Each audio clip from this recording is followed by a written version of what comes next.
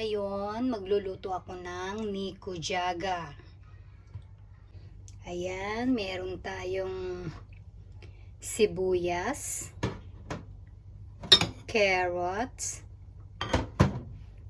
napunta dito itong potato, patatas, string beans, shiitake, at ating karne, slice pork. Tapos meron tayong 300 ml na tubig, water, Japanese cooking wine, Japanese soy sauce, and dashi, and sugar. Una, timplahin muna natin ang kanyang sauce. Yan, lagyan natin ng 1 teaspoon na dashi.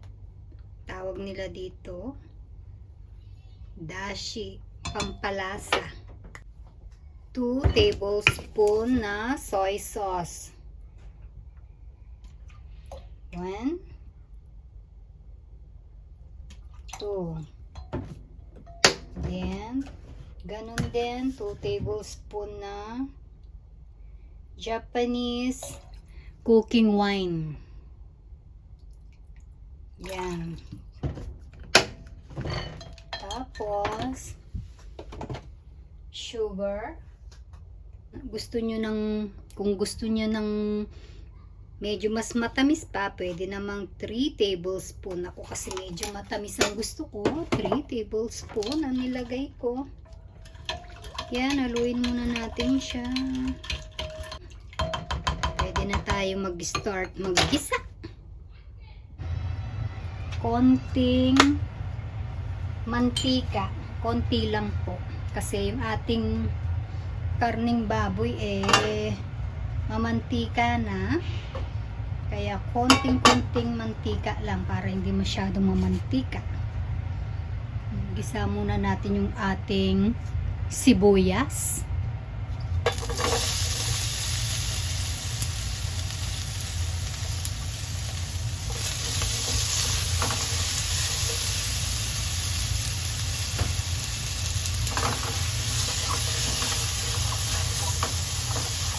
Then, isunod na natin yung ating karne ng baboy.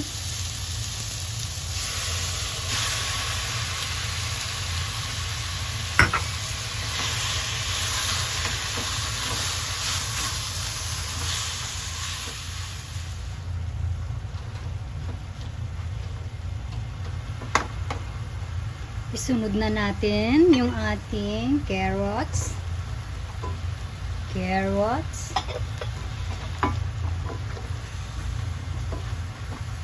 Tapos, lagay na rin natin yung ating patatas.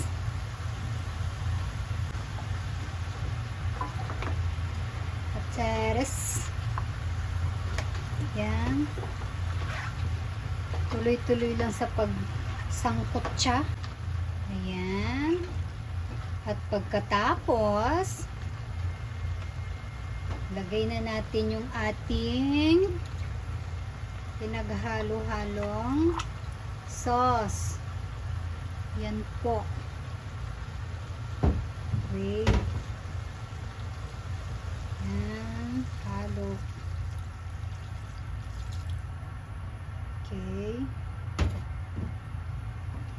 Haluin lang natin siya ng konti.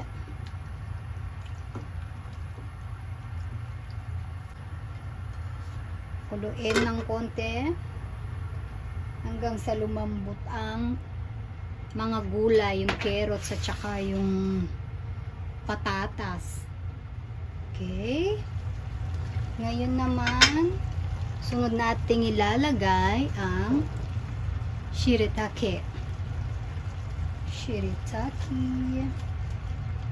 Ayan. Para ma-absorb na rin niya yung lasa, yung sauce, etc. Ayan. Pagkatapos, takpan ulit, pakuluin at balikan mamaya. Ayan, check natin siya ulit. Ayan, kumukulo na siya.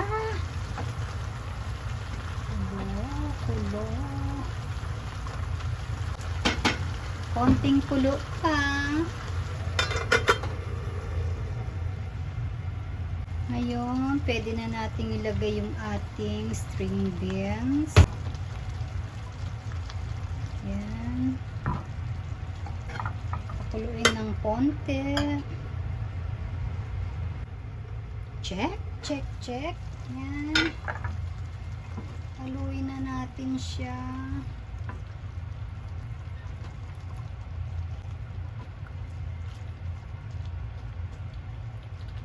Grabe siya.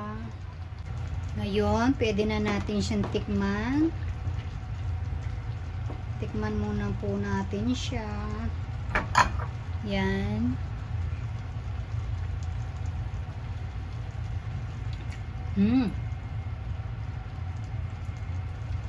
Very nice. Konting kulo pa.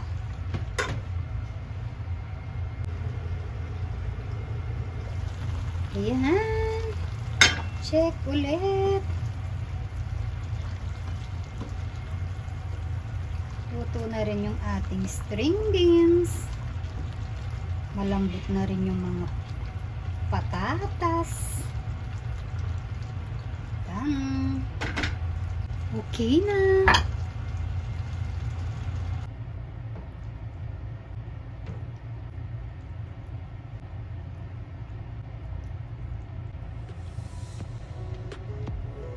That's it.